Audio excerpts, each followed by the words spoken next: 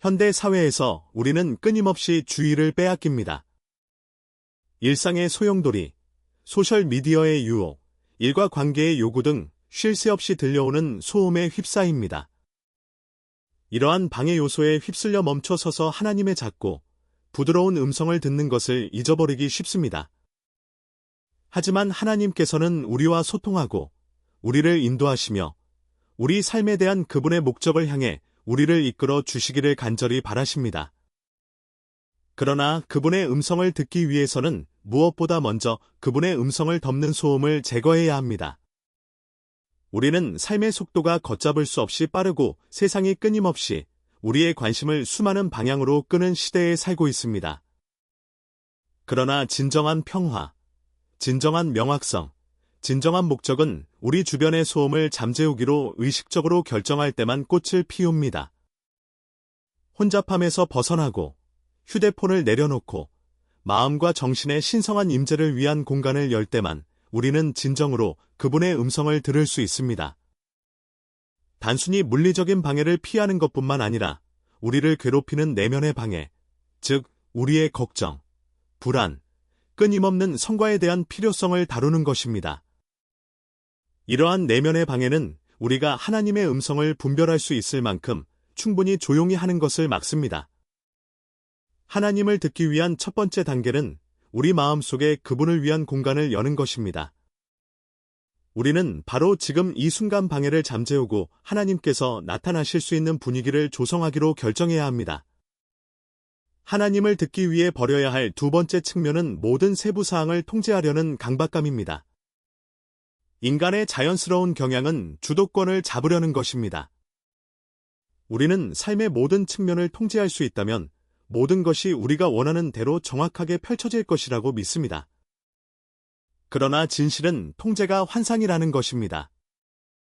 아무리 노력해도 우리 통제에서 벗어나는 삶의 측면이 있습니다. 우리의 계획, 욕망, 기대에 집착할수록 하나님의 뜻이 이루어질 공간을 남겨두지 않기 때문에 그분의 음성을 듣기가 더 어려워집니다. 우리 삶에 대한 하나님의 계획은 우리가 스스로 생각할 수 있는 모든 것보다 훨씬 뛰어납니다. 그러나 이 계획을 받아들이려면 통제라는 환상을 포기해야 합니다. 그렇다고 해서 결정을 내리거나 행동을 중단해야 한다는 의미가 아니라 우리가 우주의 통제권을 쥐고 있는 것이 아니라는 것을 인정해야 한다는 의미입니다.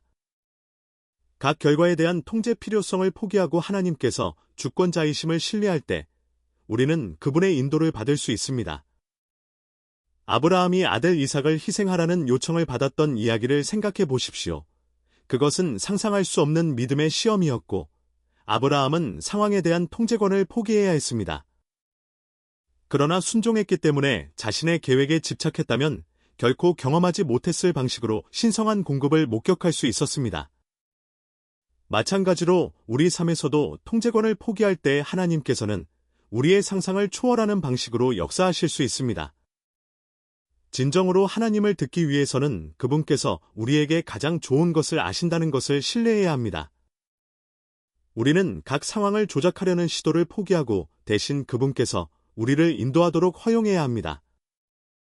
우리의 통제 필요성을 포기할 때 하나님께서 강력하고 놀라운 방식으로 나타나실 수 있는 공간을 만듭니다. 굴복할 때 우리는 우리 삶에 대한 그분의 완전한 뜻을 발견합니다. 하나님을 듣기 위해 버려야 할 세 번째 측면은 우리 삶에 대한 그분의 부르심을 무시하는 것입니다. 하나님께서는 우리 각자와 소통하십니다.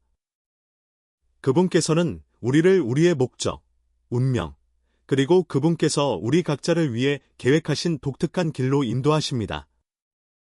그러나 우리는 너무 자주 그 신성한 부르심을 무시하거나 묵살합니다.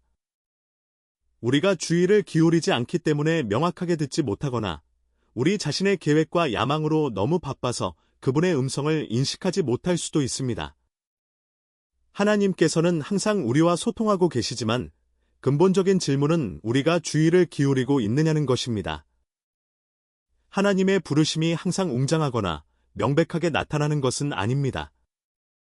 그것은 부드러운 속삭임, 우리 마음속의 미묘한 감동, 또는 우리 삶에 나타나는 상황을 통해 나타날 수 있습니다.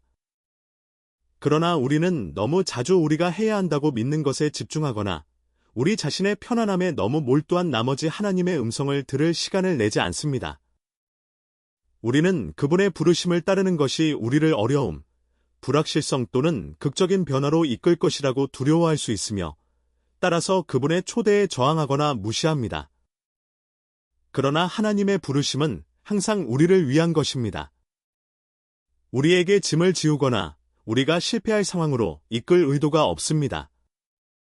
오히려 그분의 인도를 따를 때 우리는 성취감, 목적, 평화를 찾습니다. 그러나 하나님의 부르심을 명확하게 듣기 위해서는 무시하는 것을 중단해야 합니다.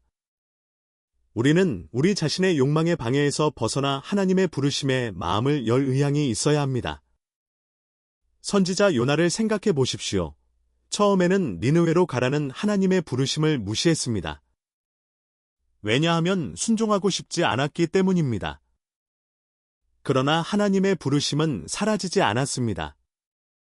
결국 요나는 하나님의 부르심에 저항하는 것이 문제로 이어진다는 것을 깨달았고 순종했을 때만 하나님의 자비와 계획의 전체성을 목격할 수 있었습니다. 우리도 하나님의 부르심에서 도망치는 것을 멈춰야 합니다. 우리가 그분보다 더 많이 안다고 생각하는 것을 멈추고 대신 그분의 부르심이 우리를 축복과 목적의 장소로 이끌 것이라고 신뢰해야 합니다. 그분의 음성에 귀를 기울이고 순종할 의향이 있을 때 우리는 그분의 음성을 더 명확하게 듣고 그분께서 우리를 위해 계획하신 길을 따를 수 있습니다. 그분의 뜻에 굴복할 때 우리는 우리 삶에서 진정한 방향을 찾습니다. 하나님의 음성을 듣기 위해 버려야 할 네 번째 측면은 다른 사람의 승인을 구하는 것입니다. 끊임없이 다른 사람의 기준으로 성공을 측정하려는 세상에서 가족, 친구, 동료 또는 소셜미디어 팔로워로부터 승인을 받는 데 집착하기 쉽습니다.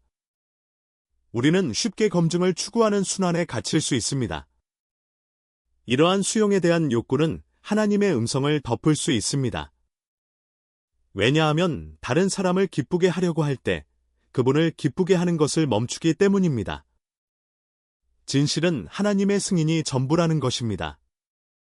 그분께서는 이미 우리를 사랑하는 자녀라고 부르셨고 우리가 하는 어떤 것도 그것을 바꿀 수 없습니다. 그러나 세상의 승인은 일시적이고 덧없습니다. 우리는 잠시 동안 칭찬을 받을 수 있지만 그것은 우리 마음속의 깊은 갈망을 결코 채워주지 못합니다. 하나님만이 그것을 하실 수 있습니다. 하나님을 기쁘게 하기보다는 사람들을 기쁘게 하는 데 집중할 때 우리는 그분의 진리와 부르심에 근거하기보다는 그들의 기대와 의견에 근거하여 삶을 살기 시작합니다. 예수님께서도 다른 사람의 승인을 받아 사는 것의 위험성에 대해 경고하셨습니다. 요한복음에서 그분께서는 너희가 서로 영광을 취하고 유일하신 하나님께로부터 오는 영광은 구하지 아니하니 어찌 믿을 수 있느냐? 요한복음 5시 44분. 다른 사람의 승인을 구하는 것의 위험은 그것이 우리를 하나님만이 우리의 헌신을 받을 가치가 있다는 더 깊은 진리에서 눈멀게 하고 우리 자신을 볼 때 그분의 음성을 명확하게 들을 수 있는 우리의 능력을 제한한다는 사실에 있습니다. 다른 사람의 승인을 받기 위해 사는 것을 멈추고 하나님을 더 명확하게 들을 수 있는 공간을 여십시오. 다른 사람이 어떻게 생각할지에 근거하여 결정을 내리는 것이 아니라 하나님께서 우리에게 하라고 부르신 것에 근거하여 결정을 내립니다. 이러한 관점의 변화는 비교로부터의 자유, 심판에 대한 두려움으로부터의 자유, 우리 삶에 대한 하나님의 뜻을 따르는 자유라는 자유 속에서 살 수 있게 해줍니다. 갈라디아서 1시 10분에서 이제 내가 사람들에게 좋게 하려 함이냐 하나님께 좋게 하려 함이냐 내가 사람들을 기쁘게 하려 하였다면 그리스도의 종이 아니니라 라고 말한 사도 바울을 보십시오. 바울은 자신의 주요 충성이 사람이 아닌 하나님께 있다는 것을 이해했습니다. 그리고 무엇보다 하나님의 승인을 구하기로 결심했기 때문에 다른 사람의 의견에 영향을 받지 않고 복음을 담대하게 전하고 자신의 부르심을 살아갈 수 있었습니다. 다른 사람의 승인을 구하는 것을 멈출 때 하나님의 음성을 명확하게 들을 수 있는 공간을 만듭니다. 우리는 우리의 가치와 목적이 오직 그분에게서 온다는 것을 알고 확신을 가지고 삶을 살아갈 수 있습니다. 하나님을 듣기 위해 버려야 할 다섯 번째는 과거의 실수에 집착하는 것입니다. 우리는 종종 우리의 과거가 오늘날의 우리를 정의하도록 허용합니다. 우리는 우리의 실패, 후회, 실수가 우리의 시야를 흐리게 하여 하나님의 음성을 듣고 그분께서 우리를 위해 준비하신 미래를 보기가 어렵게 만듭니다. 과거의 실수에 대한 무게는 우리와 하나님의 부르심 사이에 장벽을 만들어 그분께서 우리를 위해 원하시는 삶으로 나아가는 것을 막을 수 있습니다. 하나님께서는 우리의 과거에 의해 정의되지 않는다는 것을 기억하는 것이 중요합니다. 사실 그분께서는 구원의 하나님이시며 종종 우리를 과거에 묶어두는 죄책감과 수치심에 사슬해서 우리를 자유롭게 해주시기를 원하십니다. 이사야 43, 18대 19에서 하나님께서는 너희는 이전 일을 기억하지 말며 옛날 일을 생각하지 말라. 보라 내가 새 일을 행하리니 이제 나타낼 것이라 너희가 그것을 알지 못하겠느냐 라고 말씀하십니다. 하나님께서는 끊임없이 우리 삶에 새로운 일을 하고 계시지만 과거의 실수에 너무 집중하면 그분께서 우리를 위해 가지고 계신 새로운 기회를 놓칠 것입니다. 과거의 실수에 집착할 때 하나님께서 이미 우리를 용서하셨음에도 불구하고 그것들이 우리의 정체성을 형성하도록 허용합니다. 우리는 그리스도를 통해 우리가 새롭게 되었다는 것을 잊습니다. 바울은 고린도후서 5시 17분에서 그런즉 누구든지 그리스도 안에 있으면 새로운 피조물이라 이전 것은 지나갔으니 보라 새 것이 되었도다 라고 상기시켜 줍니다. 과거의 실패에 집착하는 것은 우리가 하나님의 용서와 수용을 받았다는 것을 아는 데서 오는 기쁨과 자유를 앗아갑니다. 진정으로 하나님을 듣기 위해서는 우리의 과거를 놓아주어야 합니다. 이것은 우리가 배운 교훈을 잊는다는 의미가 아니라 우리의 과거의 실수가 더 이상 우리의 삶을 통제하지 못하게 한다는 의미입니다. 우리는 실패와 자신을 동일시하는 것을 멈추고 그리스도 안에서 우리가 누구인지, 즉 구원받고 용서받고 사랑받는 자와 동일시하기 시작해야 합니다. 과거를 뒤로할 때 우리는 하나님께서 우리 현재와 미래에 말씀하실 수 있는 공간을 엽니다. 베드로의 예를 들어보십시오. 그는 예수님을 3번 부인했지만 예수님께서는 그를 수치심 속에 버려두지 않으셨습니다. 대신 그분께서는 베드로를 회복시키시고 그분의 양을 먹이라고 부르셨습니다. 요한복음 21시 15분-17. 하나님의 은혜는 우리의 실수보다 훨씬 큽니다. 그분께서 우리를 치유하시고 과거에서 자유롭게 해주시도록 허용할 때 우리는 그분의 음성을 더 명확하게 듣고 그분께서 우리를 위해 가지고 계신 삶의 충만함 속에서 걸어갈 수 있도록 준비합니다. 하나님의 음성을 듣기 위해서는 우리를 붙잡고 있는 실수를 놓아야 합니다. 그리고 그분께서 우리 삶에 구현하시려는 새로운 이니셔티브를 받아들임으로써 우리는 그분의 인도를 기꺼이 받아들일 준비가 된 수용적인 마음으로 우리를 위한 그분의 목적을 향해 나아갈 수 있을 것입니다. 하나님을 듣기 위해 버려야 할 6번째 측면은 우리 삶에 대한 그분의 계획에 대한 의심입니다. 의심은 하나님과의 소통의 가장 큰 장애물 중 하나로 나타날 수 있습니다. 왜냐하면 그것은 우리와 그분의 인도를 신뢰하는데 필수적인 믿음 사이에 장벽을 세우기 때문입니다. 우리는 종종 하나님께서 우리를 위한 목적이 있는지, 우리가 그분의 부르심을 받을 자격이 있는지, 아니면 실제로 그분의 계획을 신뢰할 수 있는지에 대해 의문을 품습니다. 이러한 불확실성은 우리의 마음과 마음을 흐리게 하여 하나님의 음성을 명확하게 인식하기 어렵게 만듭니다. 그러나 진실은 우리 삶에 대한 신성한 계획은 우리가 스스로 가질 수 있는 모든 개념을 초월한다는 것입니다. 그분의 지혜는 우리의 이해를 초월하고 그분의 길은 우리의 길보다 높습니다. 성경은 예레미야 29, 11에서 나 여호와가 말하노라 너희를 향한 나의 생각은 내가 안하니 곧 평안이요 재앙이 아니니라 너희에게 미래와 희망을 주려 하는 생각이라라고 계시합니다. 이것은 우리가 받아들이고 매달릴 수 있는 약속입니다.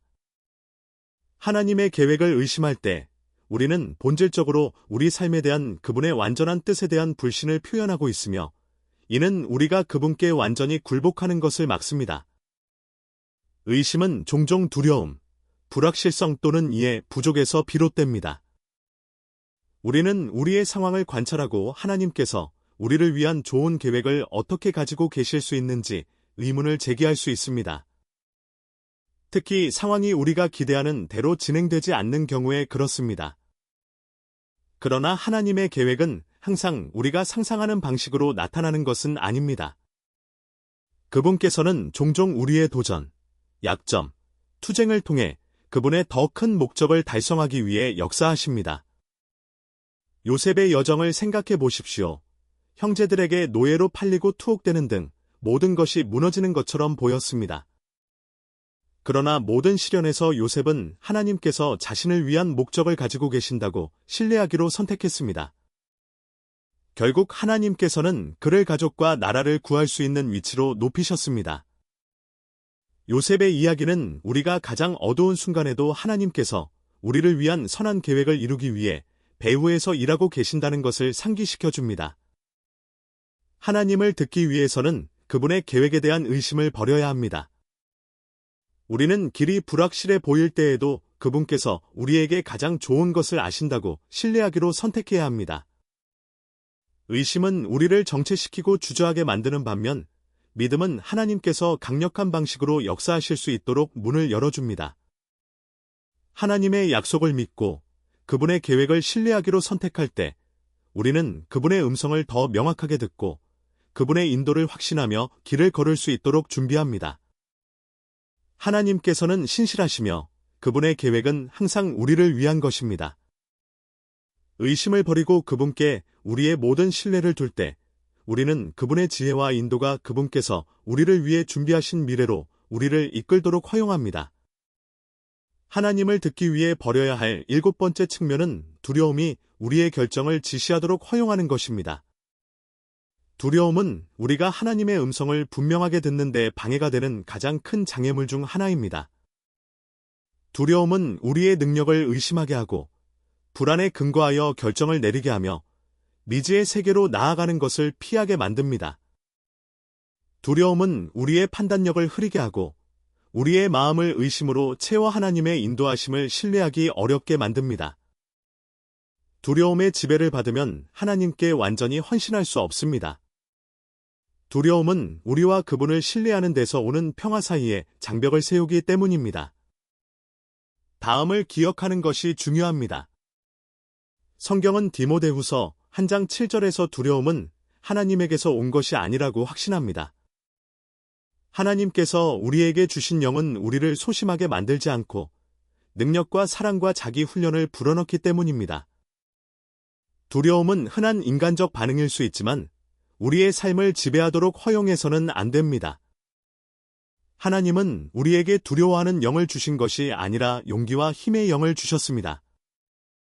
두려움이 우리의 결정에 영향을 미치도록 허용하면 믿음으로 나아가 우리의 존재에 대한 하나님의 계획을 따르는 것을 막는 것입니다. 두려움은 실패에 대한 두려움, 미지에 대한 불안, 거부에 대한 두려움, 잘못된 결정을 내리는 것에 대한 공포 등 다양한 형태로 나타날 수 있습니다. 하지만 하나님은 우리가 끊임없이 두려워하는 상태로 살기를 바라지 않으십니다. 그분은 우리가 그분이 우리와 함께 하시고 모든 걸음을 인도하신다는 것을 믿으며 담대하게 살기를 갈망하십니다.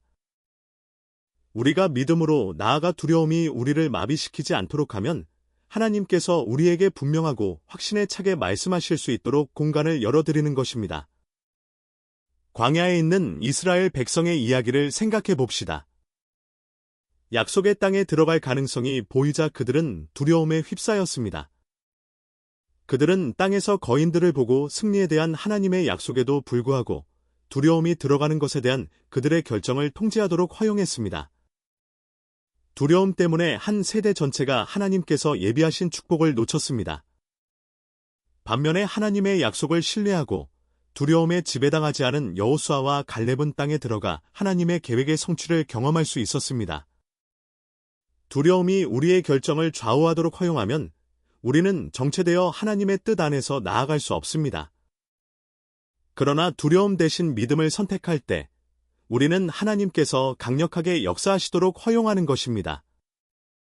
그분을 더 많이 신뢰할수록 우리는 그분의 음성을 더 많이 듣고 삶의 불확실성을 헤쳐나가도록 인도받을 것입니다.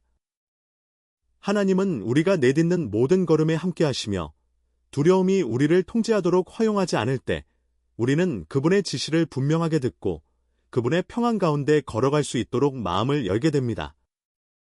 진정으로 하나님의 음성을 들으려면 두려움이 우리 대신 결정을 내리도록 허용하는 것을 그만두어야 합니다.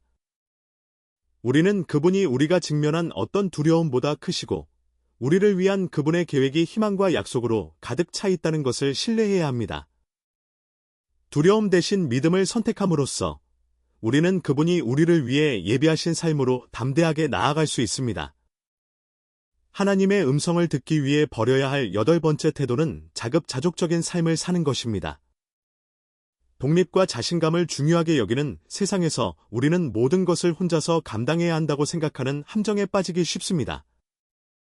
우리는 우리의 문제를 해결하고 결정을 내리고 하나님의 도움 없이, 심지어 하나님의 도움 없이도 우리의 삶을 통제할 수 있다고 스스로를 설득합니다. 이러한 사고방식은 우리와 하나님 사이에 장벽을 만들고 우리를 일상생활에서 배제하고 그분께 대한 우리의 의존성을 인식하지 못하게 합니다. 하나님께서는 우리가 고립되거나 자급자족적으로 살도록 의도하지 않으셨습니다. 그분은 우리가 그분과 관계를 맺고 그분의 지혜와 힘을 신뢰하도록 창조하셨습니다. 성경은 잠언 3장 5대 6절에서 너는 마음을 다하여 여호와를 신뢰하고 내 명철을 의지하지 말라. 너는 범사의 그를 인정하라. 그리하면 내 길을 지도하시리라라고 상기시켜줍니다. 우리 자신만을 신뢰할 때 우리는 하나님께서 우리에게 제공하시고자 하는 인도, 힘, 방향을 놓치게 됩니다. 자급자족적인 삶을 사는 것은 종종 탈진, 좌절, 소진으로 이어집니다. 우리는 모든 짐을 혼자 지려고 합니다. 시간이 지나면서 우리는 모든 것을 혼자 할 수 없다는 것을 깨닫습니다. 그러나 하나님께 대한 우리의 의존성을 인정할 때 우리는 그분의 도움, 평화, 인도를 받을 수 있게 됩니다. 예수님은 마태복음 11장 28대 30절에서 수고하고 무거운 짐 진 자들아, 다 내게로 오라. 내가 너희를 쉬게 하리라. 나는 마음이 온유하고 겸손하니 나의 멍에를 메고 내게 배우라. 그리하면 너희 마음이 쉼을 얻으리니라고 기록된 대로 우리를 쉬게 하시려고 우리를 부르셨습니다. 우리가 자급자족적인 것처럼 사는 것을 그만둘 때 우리는 하나님께서 말씀하시고 우리를 인도하실 수 있도록 공간을 만듭니다. 우리는 그분이 우리의 힘, 지혜, 나아갈 수 있는 능력의 원천임을 인정합니다. 이것은 나약함의 표시가 아니라 지혜의 표시입니다. 우리가 그분과 분리되어 살 수 없다는 것을 인식하기 때문입니다. 우리의 자급자족을 포기하고 그분의 뜻에 순종할 때만 우리는 그분의 음성을 분명하게 들을 수 있습니다. 우리의 제한된 이해력에 의존하는 대신 그분께 인도받을 수 있는 위치에 있기 때문입니다. 하나님께 무엇이든 구할 기회가 주어졌을 때 부나 권력 대신 지혜를 선택한 솔로몬 왕의 이야기를 생각해 봅시다. 그는 백성을 의롭게 다스리고 인도하려면 하나님의 인도하심이 필요하다는 것을 인정했습니다. 그의 겸손과 하나님께 대한 의존성 때문에 하나님은 그에게 헤아릴 수 없는 지혜를 주셨습니다. 이것은 우리가 자급자족적으로 사는 것을 그만두고 하나님께 순종할 때 그분께서 우리에게 그분의 목적을 성취하는 데 필요한 명확성과 지혜로 축복하신다는 강력한 예입니다. 하나님을 들으려면 우리 자신만을 신뢰하는 것을 그만두어야 합니다. 우리는 하나님께 대한 우리의 의존성을 받아들이고 우리의 삶의 모든 영역에서 그분의 인도하심을 구해야 합니다. 그렇게 할 때 우리는 그분의 음성이 우리를 인도하고 나아갈 길을 보여줄 수 있도록 공간을 열어드리는 것입니다. 하나님을 듣기 위해 버려야 할 9번째 습관은 영적 성장을 미루는 것입니다. 우리는 종종 우리의 믿음에 안주하게 됩니다. 우리는 교회를 다니고 구절을 여기저기 읽고 종교 활동의 의례를 거칠 수 있지만 진정한 영적 성장을 소홀히 합니다. 영적 성장은 의도성을 요구합니다. 우연히 일어나는 것이 아닙니다. 하나님과의 더 깊은 관계를 추구하는 것을 미루거나 지연하면 우리는 그분의 임재와 인도하심의 충만함을 놓치게 될 것입니다. 하나님은 우리가 그분과 그분에 대한 이해에 있어서 성장하기를 바라십니다. 그분은 우리가 구원의 기본을 넘어서서 그분의 말씀, 뜻, 길을 더 깊이 파고들기를 원하십니다. 베드로후서 3장 18절에서 우리는 오직 우리 주 곧 구주 예수 그리스도의 은혜와 그를 아는 지식에서 자라가라라고 지시받습니다. 성장은 하루아침에 이루어지지 않지만 하나님을 찾고 그분의 말씀을 연구하고 그분의 영이 우리의 마음과 생각을 형성하도록 허용하는 매일의 헌신을 요구합니다. 영적 성장을 미루는 것은 종종 영적 침체로 이어집니다. 우리가 하나님과의 더 깊은 관계를 적극적으로 추구하지 않을 때 우리는 산만함, 의심, 혼란에 더 취약해집니다. 우리의 마음은 완고해지고 하나님의 음성을 듣는 능력이 억눌립니다.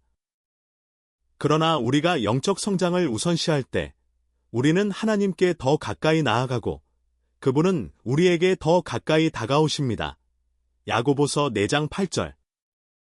우리가 하나님께 더 가까이 갈수록 그분의 음성은 더 분명해집니다. 영적 성장은 단지 더 많은 지식을 얻는 것이 아닙니다. 변화에 관한 것입니다. 하나님께서 우리를 속에서부터 바꾸시도록 허용하는 것에 관한 것입니다. 그분의 말씀이 우리의 가치관, 태도, 행동을 형성하도록 허용하는 것에 관한 것입니다. 이 과정은 시간, 노력, 성령의 역사에 대한 개방성을 요구하지만 우리가 더 많이 허용할수록 하나님의 음성에 대한 우리의 청취가 더 명확해질수록 그분의 뜻과 일치하도록 마음이 정렬되기 때문에 하나님께서 우리 안에서 역사하시는 능력이 더 커집니다. 사도 바울의 여정을 주목하십시오. 그는 기독교인에 대한 열렬한 박해자로 여정을 시작했지만 그리스도와의 변화시키는 만남과 믿음 안에서의 지속적인 성장을 통해 초대 교회의 가장 위대한 사도 중 한 명이 되었습니다. 그의 영적 성숙에서의 진화는 그가 하나님의 음성을 분명하게 듣고 그의 부르심을 담대함과 지혜로 성취할 수 있도록 했습니다. 진정으로 하나님을 들으려면 우리는 우리의 영적 발전을 미루는 것을 포기해야 합니다. 그분과의 관계를 우선시하고 우리의 믿음을 깊게 하는 데 헌신하는 것이 중요합니다. 그렇게 할 때 우리는 그분의 음성을 더 분명하게 듣고 우리의 삶에 대한 그분의 목적의 충만함 안에서 걸어갈 수 있도록 위치를 정합니다. 하나님 안에서의 성장은 명확성, 평화, 확신을 가지고 그분의 인도하심을 따를 수 있는 능력으로 이어집니다. 하나님을 듣기 위해 버려야 할 10번째이자 마지막은 산만함으로 가득 찬 삶을 사는 것입니다. 현대 사회에서 산만함은 도처에 있습니다. 우리의 전화, 소셜미디어, 직장, 끝없는 책임, 삶에 끊임없는 소음이 있습니다. 이러한 산만함은 우리를 조용한 묵상과 기도의 순간에서 멀어지게 하여 하나님의 음성을 듣기 어렵게 만듭니다. 우리는 우리의 삶을 너무 많은 활동으로 채워고도 침묵, 하나님의 음성을 듣는 것의 중요성을 잊어버립니다. 하나님은 조용한 순간, 삶의 소란에 산만해지지 않는 공간에서 나타나십니다. 열왕기상 19장 11대 12절에서 우리는 하나님께서 강한 바람, 지진, 불이 아닌 조용한 속삭임으로 나타나신 엘리야에 대해 읽습니다. 이것은 하나님께서 종종 침묵 속에서 소통하시며 그분을 들으려면 우리의 삶의 조용함과 고독을 위한 공간을 만들어야 한다는 것을 가르쳐 줍니다. 우리가 끊임없이 소음과 활동에 둘러싸여 있을 때 하나님의 음성을 인식하기가 더 어려워집니다. 산만함으로 가득 찬 삶을 사는 것은 우리가 하나님을 듣는 것을 막을 뿐만 아니라 그분의 임재에서 오는 평화를 경험하는 것을 막습니다. 예수님은 마태복음 11장 28절에서 수고하고 무거운 짐 진 자들아, 다 내게로 오라. 내가 너희를 쉬게 하리라 라고 말씀하시며 우리를 그분 안에서 쉼을 찾도록 초대하십니다. 그러나 이 쉼을 경험하려면 우리는 산만함을 제거하고 하나님께서 우리에게 말씀하실 수 있는 공간을 만드는 법을 배워야 합니다. 누가복음에서 마리아와 마르다의 예를 들어봅시다. 마르다는 모든 준비와 일로 산만해졌지만 마리아는 예수님의 발 앞에 앉아 그분의 말씀을 들었습니다. 예수님은 마르다에게 마리아가 더 좋은 것을 택했다고 부드럽게 책망하셨습니다. 누가복음 10장 38대 42절. 이 이야기는 항상 해야 할 일이 있지만 산만함이 우리를 가장 중요한 것, 즉 하나님과 시간을 보내고 그분의 음성을 듣는 것으로부터 멀어지게 해서는 안 된다는 것을 상기시켜 줍니다. 하나님의 음성을 분명하게 들으려면 산만함으로 가득 찬 삶을 버려야 합니다. 우리는 의도적으로 조용하고 침묵하는 순간을 따로 마련해야 합니다. 그곳에서 우리는 하나님과 그분의 말씀에만 집중할 수 있습니다. 이러한 평화로운 순간에 하나님은 우리의 마음에 말씀하시고 우리의 결정을 인도하시고 우리의 영을 새롭게 하실 수 있습니다. 우리의 삶에서 하나님의 음성을 들으려면 우리가 버려야 할 특정한 것들이 있습니다. 우리는 과거에 사는 것, 그분의 계획을 의심하는 것, 두려움을 붙잡는 것, 다른 사람의 승인을 구하는 것, 자급자족적인 것을 그만두어야 합니다. 우리는 영적 성장을 미루는 것과 산만함이 우리의 시간을 지배하도록 허용하는 것을 그만두어야 합니다. 이러한 장애물을 포기하기로 선택할 때 우리는 하나님께서 분명하고 강력하게 말씀하실 수 있도록 공간을 열어드리는 것입니다. 하나님을 듣는 것은 열린 마음과 수용적인 마음을 요구합니다. 그분의 뜻에 순종하는 삶을 받아들이고 영적 성숙에 헌신하고 주의를 기울임으로써 그리고 특정한 관행을 포기하고 하나님께 더 가까이 나아감에 따라 우리는 그분의 음성을 더 명확하게 분별하기 시작할 것이며 지혜, 평온, 명확한 목적을 가지고 우리를 인도할 것입니다. 하나님은 끊임없이 소통하고 계시지만 그분을 들을 수 있는 환경을 조성하는 것이 필수적입니다. 그러므로 우리의 마음을 조용히 하고 산만함의 원천을 제거하고 그분의 인도하심에 완전히 헌신합시다. 그렇게 함으로써 우리는 하나님의 음성을 전례 없는 방식으로 인식할 것이며 그분은 우리를 우리의 존재에 대한 그분의 계획의 충만함으로 인도하실 것입니다.